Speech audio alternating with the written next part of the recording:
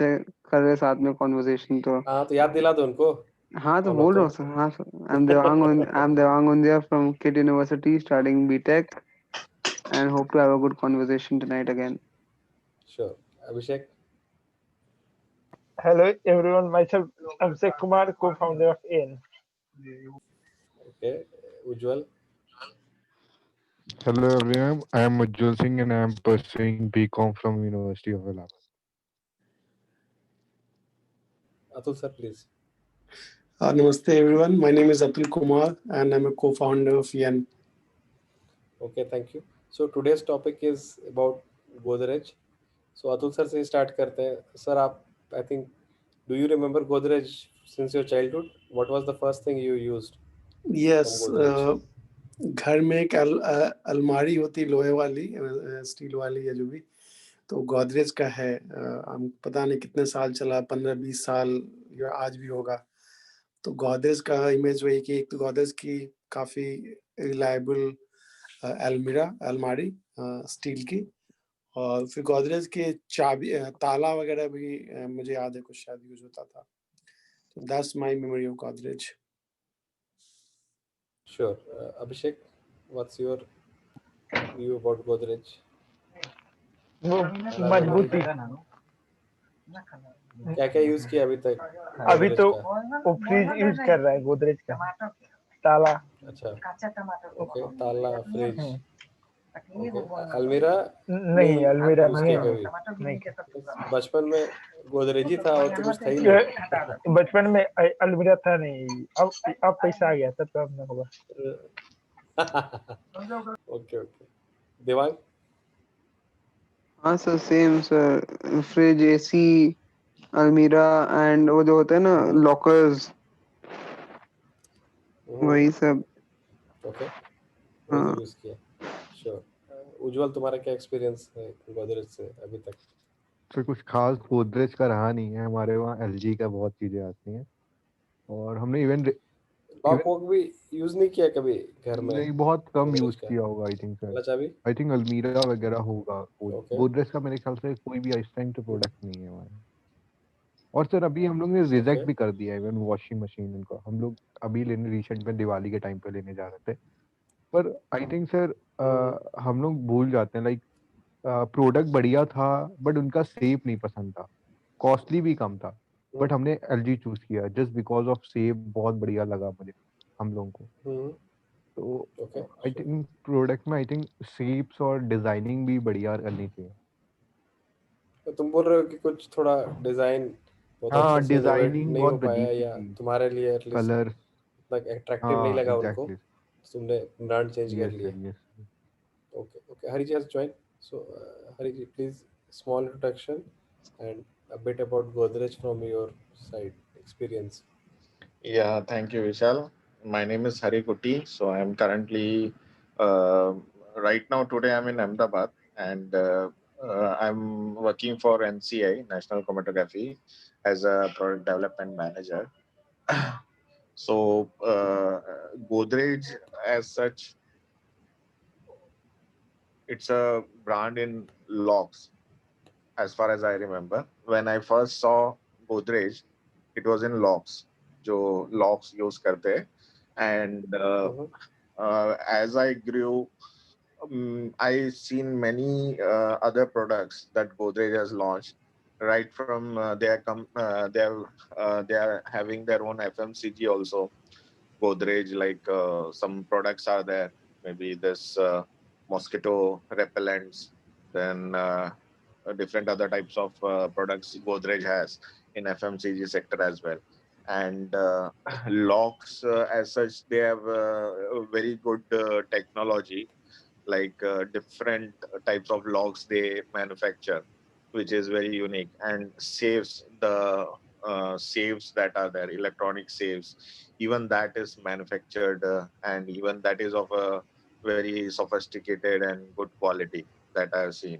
So, as such, quality wise, Godrej is very good.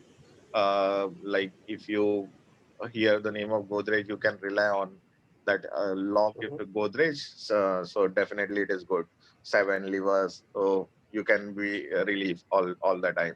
So anything valuable you want, anything valuable that you want to protect, you use Godrej locks. So you can remain tension free with that.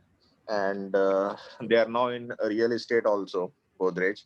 So as such, company wise, product wise, I'll say it's one of the very good lock makers in the world. But time being, like there are many other competitors right now in who are challenging Godrej.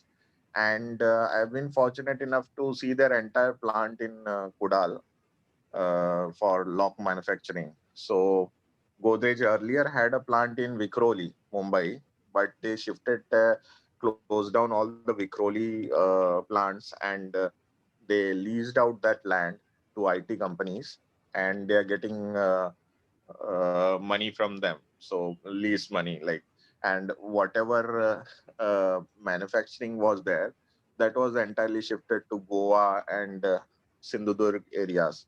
So these small villages, they used Godrej will employ such people in those small villages with a very like nominal salary, very less salary, because it is not affordable to pay for labor in metros like Mumbai. So for that reason, they shifted all their factories, manufacturing, everything to such locations. So as such, assembling, I have seen Godrej locks and all. And apart from that, Godrej was in news for a pretty long time in recent, uh, because of the family issue in Godrej. So I think Adi Godrej was the person who started this venture. Ardesh Shir. Ardesh Yes, Godrej. Yeah. Adishri Godrej, Yeah. and there were three cousins who are involved in this business. So all these cousins, they have different perspectives and different business angles, and they are not coming up together for a, Mhm. like, as a company. They are not ready to work together, and there is a long battle going on in the court for division of the company into three parts. So still the I think still it is not like decision is still Finalized. pending.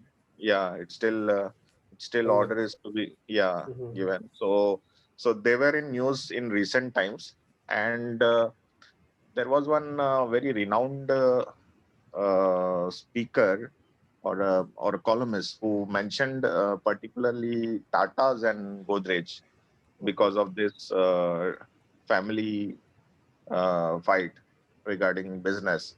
So I think Tatas are the Parsis, Jews, Parsi, we'll say Parsi community, and they are the purely business community. And even in company like Tata, they were fighting between like Tata and Mistry. So the same thing was in even Godrej, I think so. So that columnist mentioned particularly that these people don't really uh, like we can't they're not the real Parsis or the real businessmen who can handle issues.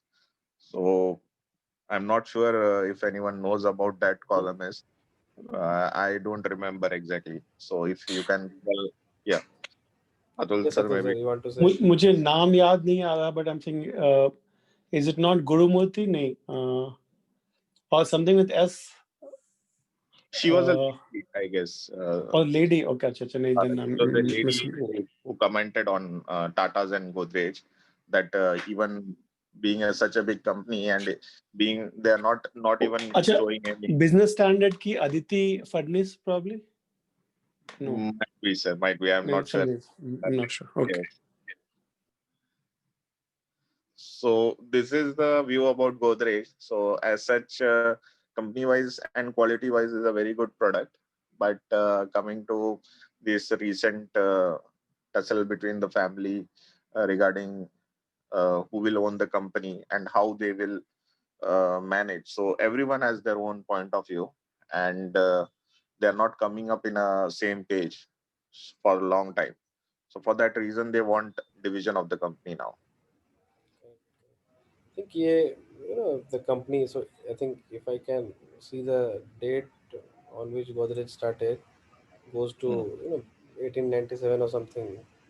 Right. So it's quite old company, and with all the old company, we see this common trend of family conflict, right? Family conflict, yeah, जो भी है, founders conflict, yeah, something. Yet Right. the company is still surviving in a good way. Like 1897 is the date. Mumbai में start हुआ था, तो it's like Yes. almost one 1900 2000 बहुत साल हो गए. तो ये Correct. बहुत पुरानी कंपनी है और रेप्यूटेड कंपनी है. मतलब प्रोडक्ट्स पे कोई उंगली नहीं उठाता है. It has a good brand image, but then due to all this family reasons it's losing its thing and all. So let me just quickly share its website. I just pulled it out. And, it has a lot of verticals. Some of it was covered, whereas some of it I'll show here. तो ये सारे product lines हैं. तो ये aerospace में भी है, कुछ पार्ट अप्लायंसेस में भी हैं, केमिकल्स में है, फाइनेंशियल सर्विसेज में है, फूड एंड एग्रीकल्चर में भी है, फर्नीचर में है, then some general engineering service, heavy engineering, home and personal care. If I scroll down, so this I am looking at the Godrej website only. Intralogistics, information technology, infrastructure, locks and security solutions. So they're not just locks, safe वगैरह भी है. एक story भी आया था कि कोई एक सेफ जलने से बच गया था किसी एक्सीडेंट में. Power energy real estate I think as pointed, and they are like all these names associated all have Godrej. So kind of Amazon वाला तरीका अपनाया इन्होंने. हर जगह गोदरेज गोदरेज गोदरेज लगा के रखा है. सो तो अतुल सर, आपका क्या इस पे ओपिनियन है? ये फैमिली कॉन्फ्लिक्ट्स होते रहते हैं, ये किसी के साथ भी हो सकते हैं. अभी जो लोग स्टार्टअप वगैरह भी सोच रहे हैं उनके साथ भी फाउंडर्स का कॉन्फ्लिक्ट हो सकता है, टीम का कॉन्फ्लिक्ट हो सकता है. कितने सारे स्टार्टअप बनने से पहले बिगड़ जाते होंगे ये कॉन्फ्लिक्ट के चक्कर में, जस्ट बिकॉज दैट इनिशियल 5-6 लोग ही थे, सही नहीं थे. तो आपके हिसाब से क्या कैसे अवॉइड किया जा सकता है इसको? I mean how to minimise at least if not avoid completely. इस टॉपिक पे एक्चुअली कुछ काम भी चल रहे हैं वन ऑफ द मेंबर्स के साथ. को फाउंडर्स और सीएक्सओस के लिए क्या चैलेंज आता है. I am working with somebody another team. तो उसमें one of the thing is कि जो मैं बहुत बार बोल चुका हूँ बट रिपीट करता हूँ, success has many father and failure, many fathers and failure is orphan. तो और फैमिली में क्या होता है ना कि जब परिवार का कोई एक बड़ा मुखिया होता है, जैसे गोदरेज के केस में आदि गोदरेज जिन्होंने स्टार्ट किया, इन्फोसिस के समय में Narayana Murthy was the main guy, Wipro में अजीत प्रेम जी. तो दैट जो फाउंडिंग फादर जो होता है ना, as long as they are there and उनकी इतनी रेपुटेशन और इतनी स्ट्रेंथ होती है, फैमिली में रिस्पेक्ट होती है कि everybody follows whatever the big brother in the family says.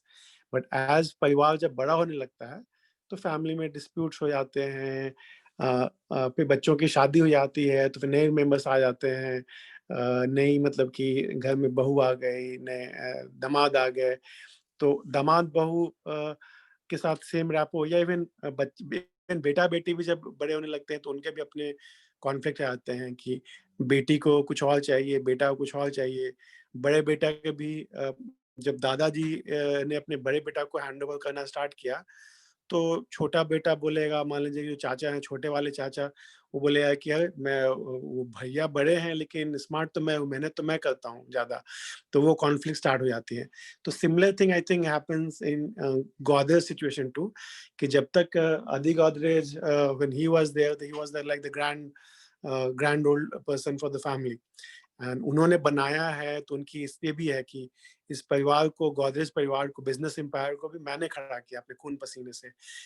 तो जो नए जनरेशन को वो डांट सकते हैं, बट बाद के जो जनरेशन जब आ जाते हैं ना कि ये वाला जो गोदरेज का वो ये बिजनेस तो किसी और ने स्टार्ट किया था, वो बिजनेस किसी और ने स्टार्ट किया था, और जो अंबानी का बिजनेस तो हम लोग अच्छे से जानते हैं कि धीरू भाई अंबानी को और उनको कोई नहीं क्वेश्चन कर सकता था, बट जैसे ही मुकेश अंबानी और अनिल अंबानी आ गए, तो मुकेश अंबानी बोले है कि पैसा तो मैं कमा रहा हूँ, अनिल अंबानी तो बैठ के हीरोइन के साथ, मतलब कि मॉडल के साथ शादी कर रहा है, घूम रहा है।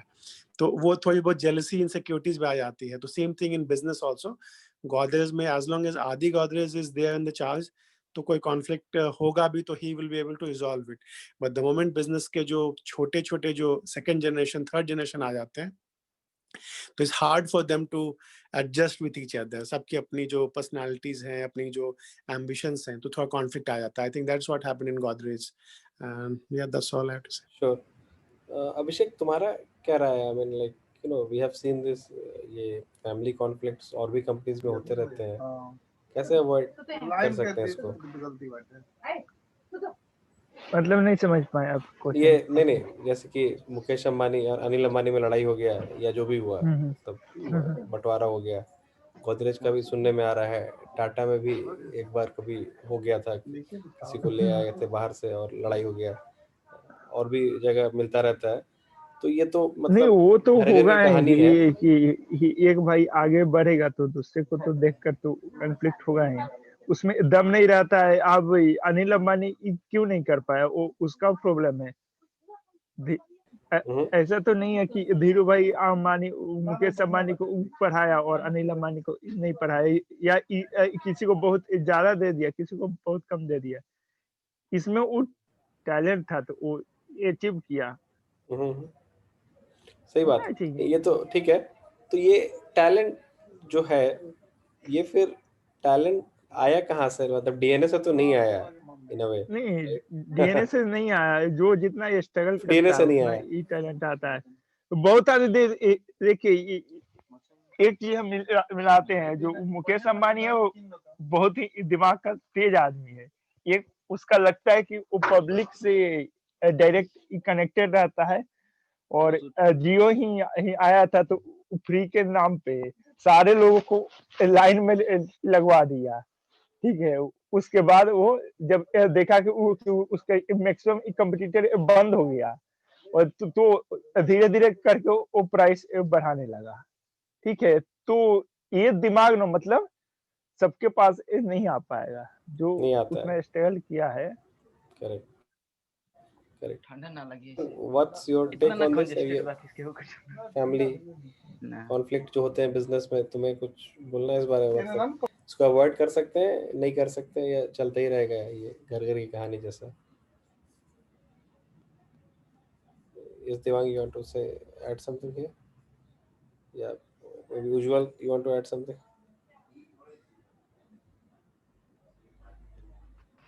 यस उज्जवल, यस बताओ। सर। ये सब लड़ाई झगड़ा जो होता रहता है, क्या लगता है देख के तुम्हें, क्यों होता है, अरे क्या सर, अवॉइड कर सकते हैं? लोग घर घर की लोग कहानी, सास जमीन भी के दो लिए, बहू की मतलब है। एक दूसरे, सर यहाँ छोटी छोटी जमीन के लिए लोग खून वून कर देते हैं। हाँ, तो यहाँ तो बहुत बड़ा करोड़ों का बिजनेस एम्पायर है, करेक्ट। मतलब वो तो हो ही जाता है ना मन में। लाइक केवल आई थिंक पैसा नहीं होता है, लाइक ब्रांड को भी लेके इंसान थोड़ा सा किसी को जैसे नेम फेम बहुत चाहिए होता है, पैसा की उसको नहीं शौक है। बट किसी को जैसे कि मुझे फ्रंट पे रहना है, दो भाई हैं, दोनों को फ्रंट पे रहना है, वहां पे कॉन्फ्लिक्ट आ जाएगी। तो ये सब तो चलता ही रहता है, और केवल मनी नहीं है, बहुत सी चीजें हैं। मतलब कि अभी पूरा मैनेजमेंट मुझे संभालना है, उसको इसके नीचे नहीं रहना है। तो ये कॉन्फ्लिक्ट तो आई थिंक हर एक ऑर्गेनाइजेशन में होगी, को फाउंडर्स में भी हो सकती है, और उनके बच्चों में हो सकती है। तो ये तो आई थिंक मतलब नेचुरली है, मतलब हमारे बीच में यहाँ पे जीडी में भी होते हैं, तो एक स्टैंडर्ड के दो लोग होते हैं तो लड़ाई हो ही जाती है। तो क्या कर श्योर। वो, क्योंकि दिखाना होता है ना हमें, हम दुनिया के सबसे अच्छे हम किसी इंसान हैं। के, हमसे से कम नहीं। यस सर, वही वाली ओके, बात। देवांग, तुम्हारा क्या ओपिनियन है इस बारे में? फैमिली कॉन्फ्लिक्ट्स या बिजनेस पार्टनर कॉन्फ्लिक्ट्स, हाँ मतलब सर, ये एक तरह तो ये भी है कि रखना ही नहीं चाहिए पार्टनर, ये भी है उससे निकलता है कंक्लूजन, पार्टनर रखो ही मत, ना रहेगा बांस ना बजेगी बांसुरी। What do you think? Sir at after a point everyone wants के उनका अपना खुद का नाम हो। पार्टनर में अगर होगा तो दोनों का नाम साथ में हो रहा है। जितना भी if you are doing 70% work and I am doing 30% work, फिर भी अपने दोनों का सेम नाम हो रहा है। तो वैसा आपको रहेगा ना कि मैं अगर 70% दे रहा हूँ तो मेरा नाम होना चाहिए। Okay, Money and fame both are the factors that drive this thing. Sure. Okay Preeti, what's your take on this? मतलब ये सब बिजनेस का फैमिली कॉन्फ्लिक्ट्स की वजह से ब्रांड खराब होना।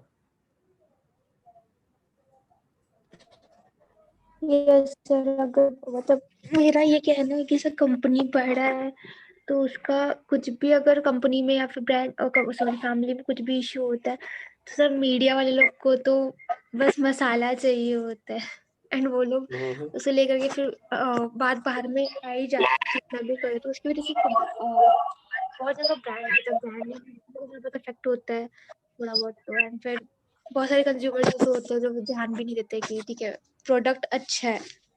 अगर आप प्रोडक्ट वाइज देखोगे तो प्रोडक्ट इज वेरी गुड, अगर आप ब्रांड वाइज देखोगे तो थोड़ा सा इफेक्ट पड़ता है ये सब। Correct. I think ultimately product पे ही आ जाता होगा बात कि प्रोडक्ट अच्छा है, फैमिली में लड़ाई हो रहा है, कुछ हो रहा है, I think maybe not so much contributing. Hari ji, आपका क्या राय है इस बारे में? मतलब फैमिली कॉन्फ्लिक्ट से कितना असर पड़ सकता है ब्रांड पे? यूजुअली तो लोगों को पता नहीं रहता है ये सब चल रहा है, ये इंटरनल होता है, काफी दिनों तक ये इंटरनल चलता है कंपनी में। और ये पता तब चलता है जब मीडिया इसको चलता है, या जब पानी मीडिया सर में से या ऊपर हो जाता है। तो ऑलमोस्ट कोर्ट केस वगैरह सब कुछ हो चुका रहता है स्टार्ट, और उस वक्त पता चलता है। तो आई डोंट थिंक कि पर्टिकुलरली आप ये सोच के बॉयकॉट करेगा कोई कि मैं गोदरेज का प्रोडक्ट नहीं यूज करूंगा क्योंकि उनके कंपनी में आपस में ही लड़ते हैं। ऐसे बहुत कम लोग होते हैं जो इस न्यूज से उसको को रिलेट कर लेते हैं। बट एज सच जो कॉर्पोरेट में उनका जो नाम है, वो डेफिनेटली जो इन्वेस्टर्स है उनमें तो खराब होता ही है। जैसे ही आपके कंपनी में ऐसा कुछ बात आती है कि डिस्प्यूट है, तो शेयर होल्डर्स और आपके जितने स्टेक होल्डर्स, इन्वेस्टर्स, सभी में एक नेगेटिव सेंटिमेंट आ जाता है कि अब आगे क्या होगा, मेरा पैसा सेफ है कि नहीं है। तो हर कोई सोचता है ऐसा। इवन मैं एक बार मतलब रियल एस्टेट में भी जब गया था एक बार, गोदरेज के ही एक मतलब प्रोजेक्ट देखने के लिए, तो वहां पे भी थोड़ा सा एक डाउट का एनवायरनमेंट था कि whether Godrej will be able to complete this project in time और नॉट, क्योंकि फंड्स अवेलेबल कहाँ से हो गया अभी, क्योंकि ऑलरेडी डिस्प्यूट में है सब कुछ। तो होता है कि डिस्प्यूट में कभी कभी कोर्ट ऑर्डर कर देंगी कि फिलहाल आप सब रोक दो जब तक डिसीजन नहीं आता है, सो नो मोर फंडिंग। तो ऐसा तो हो सकता है कि मतलब लोग इन्वेस्ट क्यों करें अभी। आप एक कोई प्रॉपर्टी देख रहे हो तो आप तो नहीं चाहोगे कि इनके फैमिली डिस्प्यूट की वजह से मुझे जो प्रॉपर्टी 1 साल में मिलने वाली थी उसके लिए मुझे 5 साल वेट करना पड़े, लॉस हो जाएगा। जो इन्वेस्टमेंट के हिसाब से जो प्रॉपर्टी खरीद रहा था, so it will be very big loss for him. तो ये थोड़ा इफेक्ट तो करता है, मतलब छोटी मोटी चीजों के लिए नहीं बट बड़ी चीजों पे ये इफेक्ट करता है। करेक्ट। तो ये आपने बहुत अच्छा बात बोला कि एक कंपनी में दो तरह से पैसा आता है जनरली, एक कस्टमर के थ्रू आता है, एक इन्वेस्टर के थ्रू आता है, राइट? Right. तो अगर आपका Right. फैमिली कॉन्फ्लिक्ट्स होता है या कुछ रिलेशनशिप इश्यूज होते हैं तो customer may not be affected so much, but investor gets affected very much, Very right? much, yeah. और कस्टमर को प्रोडक्ट से ज़्यादा मतलब होता है, रिलेशन से उतना नहीं होता है। एंड इन्वेस्टर को रिलेशन से ज़्यादा मतलब होता है, प्रोडक्ट से उतना नहीं होता है। रिलेटिवली, क्योंकि वो उस पे लेवल पे जस्ट भी एक ऐड ये करूंगा सब विशाल जी प्लीज। कि इन्वेस्टमेंट में क्या होता है ना कि अनसर्टेनिटी का जो प्राइस होता है, तो जहाँ फैमिली म्यूट हो गया।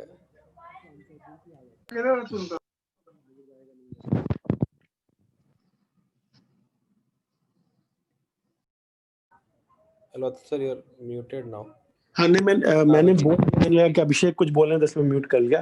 मैं कह रहा हूँ कि नहीं प्राइस ऑफ अनसर्टेनिटी एक्चुअली हो जाता है। तो जहां फैमिली कॉन्फ्लिक्ट आया तो इन्वेस्टर को लगता है कि बिजनेस में अनसर्टेनिटी है, तो उसके हिसाब से उनका जो वैल्यूएशन भी नीचे चला जाता है और इन्वेस्टर को लगता है कि मेरा जो इन्वेस्टमेंट इस कंपनी में है तो उसका वैल्यू घट गया। तो वो एक प्रॉब्लम इन्वेस्टर्स के लिए पड़ता है। अच्छा, तो family Atul conflict। Sir, investor proprietorship पे पैसा क्यों नहीं लगाता है? अगर मान के चले कि एक आदमी लेकर भाग सकता है, तो दो भी आदमी तो लेकर भाग सकता है, क्योंकि वहां पे तो दो आदमी का दिमाग आ जाएगा ये भागने में, ज्यादा तेजी से दिमाग चलेगा। तो फिर प्रोप्राइटरशिप पे पैसा क्यों नहीं लगाता है इन्वेस्टर बराबर?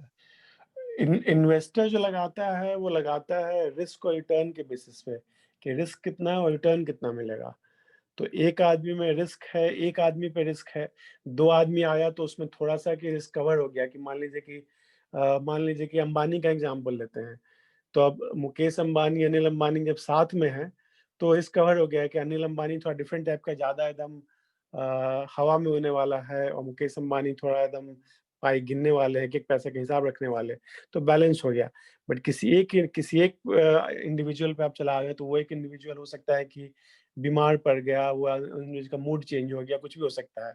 तो इसलिए मर गया। इंडिविजुअल मर गया, बीमार पड़ गया, तो इंडिविजुअल पे तो अनसर्टेनिटी है। कल को जैसे कि आपके जनता ग्रुप में हम एग्जांपल देते हैं कि अभिषेक कुमार को कुछ हो गया तो जनता ग्रुप के इन्वेस्टर नहीं है तो कोई फर्क नहीं पड़ता। इन्वेस्टर होते तो उनको बहुत फर्क पड़ेगा कि जनता ग्रुप आगे कौन चलाएगा, अब कैसे चलेगा, हमारा जितना जो इन्वेस्टमेंट है लौटेगा नहीं लौटेगा। तो इसीलिए लोग चाहते हैं कि टीम में इन्वेस्ट करना चाहते हैं, और टीम से भी ज्यादा पब्लिकली लिस्टेड कंपनी हो गया कि टीम में नहीं है, बट स्टॉक मार्केट में तो बोर्ड है, मतलब 7 लोगों अ, का और प्लस हाँ लिस्टेड हाँ, है। और जो बोर्ड है वो संभाल रहा है। और कल को मान लीजिए कि जैसे इन्फोसिस में मान लीजिए जब अलग हो गए फिर भी कोई फर्क नहीं पड़ा, बाहर से सीईओ आ गए, दूसरे सीईओ आ गए, प्रोफेशनल सीईओ आ गए। जैसे कि अभी टाटा ग्रुप का ही एग्जांपल हम लोग ले रहे थे कि टाटा ग्रुप में मान लीजिए प्रॉब्लम होने लगा, तो टाटा ग्रुप के जो अभी जो कौन है चेयरमैन, बाहर से आए हैं, क्या नाम है, चंद्रा। तो वो तो फैमिली से कोई कनेक्शन ही नहीं, उनका पालसी भी नहीं, फैमिली भी नहीं। पर टाटा ग्रुप में कॉन्फ्लिक्ट जब हुआ तो उनको लगा कि ये आपस का जो चलते रहेगा कॉन्फ्लिक्ट, तो किसी प्रोफेशनल को लाया जाए जो कि 25 साल से टाटा में स्टार्टिंग से स्टार्ट किया।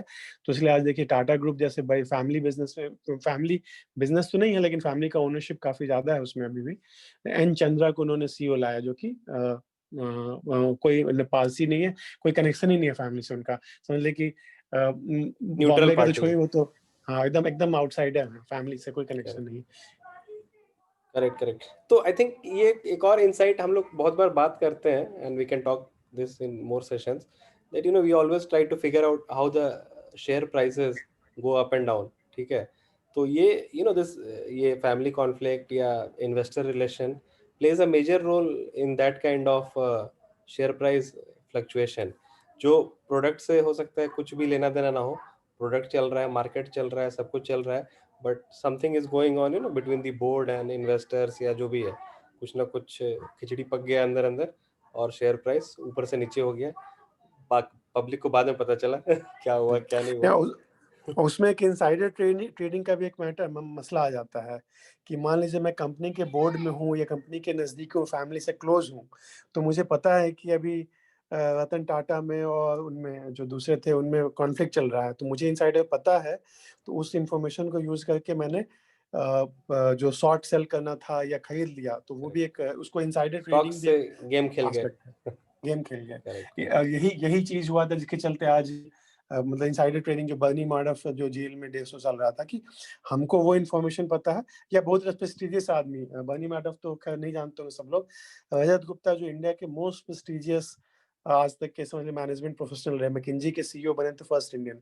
रजत गुप्ता के जो पार्टनर थे वो श्रीलंकन बंदा, नाम बोल रहा हूँ उसका। तो रजत गुप्ता गोल्डमैन सैक्स के बोर्ड पे थे, जेनपैक्ट के बोर्ड पे थे, और बहुत सारे मतलब कि प्रेस्टिजियस इंस्टीट्यूशन के बोर्ड पे। रजत गुप्ता ने फोन पे अपने जो श्रीलंकन पार्टनर को कुछ बता दिया एंड देन उस बताने के बाद वो जो श्रीलंकन जो था उनका, उसने इनसाइड ट्रेडिंग करके और बहुत पैसा का ये किया, जिसके चलते रजत गुप्ता जैसे प्रेस्टीजियस आदमी को जेल का चक्कर काटना पड़ा। और बाकी तो हम लोग जानते ही हैं जो केस हुआ था रजत गुप्ता का, आप लोग गूगल कर लिए तो पता चले, उसमें purely it was the insider stock trading का matter. Sure, sure. So yeah, okay, this all opens up interesting perspective and we can definitely discuss this in further case studies जहाँ पे ये सब और अच्छे से आएगा।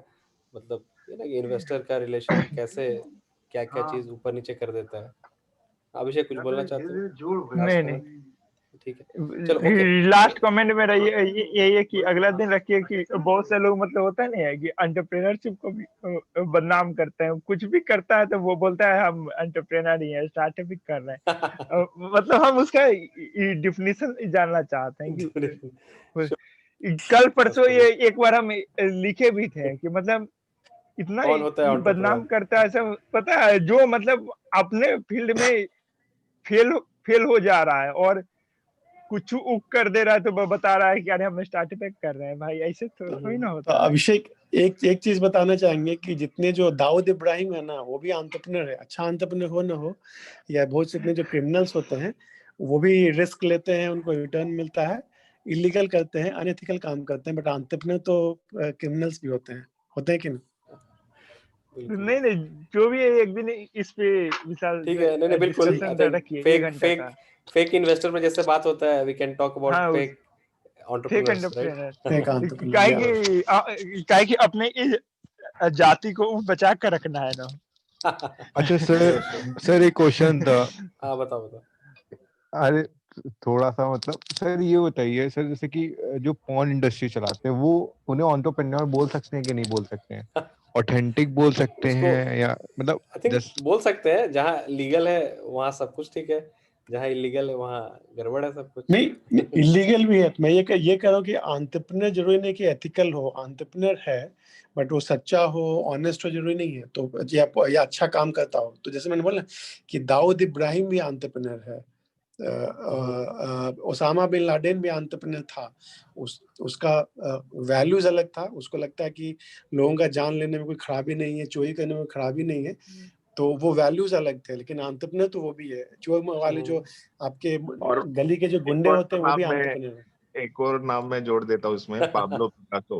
हाँ, पाब्लो पिकासो जो पाब्लो है, पिकासो। पाब्लो हाँ, पिकासो भैया। वो इतना बड़ा मतलब ड्रग माफिया, या जिसके ऊपर गॉडफादर मूवी भी बनी है।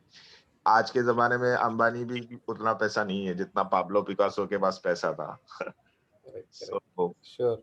he ये सब भी earned केस like, स्टडी लेंगे हम लोग किसी दिन, and that too illegal case that too studies. that too was entirely illegal money, और उसके पास इतना पैसा रहता था कि he used to store it in rooms with entire that पूरा नोट वगैरह भर के एक एक रूम में छुपा के रखता था, और आखिरी में श्योर उसको श्योर। पकड़ा गया वो, मतलब। और पॉलिटिक्स में भी आया, then he won the election also, और वन ऑफ द मतलब डार्केस्ट फेज था जब माफिया का। सो ड्रग्स में सबसे ज्यादा मतलब यूएस में सप्लाई होता था मेक्सिको के थ्रू। सो पाब्लो पिकासो ने ही किया था सब कुछ। सो अगर कोई नार्कोस देख सकता है तो he will get a very good idea. बहुत एक खतरनाक Sure. फिल्म है, मतलब कि वेब सीरीज है, राइट सर? मतलब खतरनाक, मतलब कि अगर किसी को डर लगता हो, मतलब वायलेंस वगैरह से काफी वो टाइप का डार्क है, right? Right.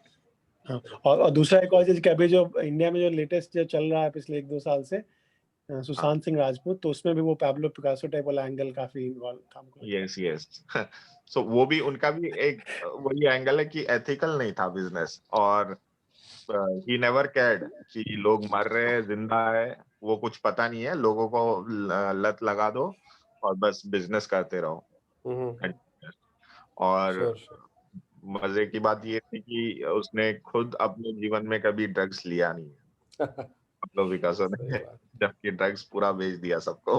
So isn't that skill तो कि आपने स्किल खुद चाहिए कभी ना, उसको, बिना हाँ वही, क्या कंजम्पशन स्किल है के सेल उसका, कर देना। मतलब हर किसी को सेल कर दिया जाके। पॉलिटिशियन सब सब सब उसके जेब में थे उस वक्त।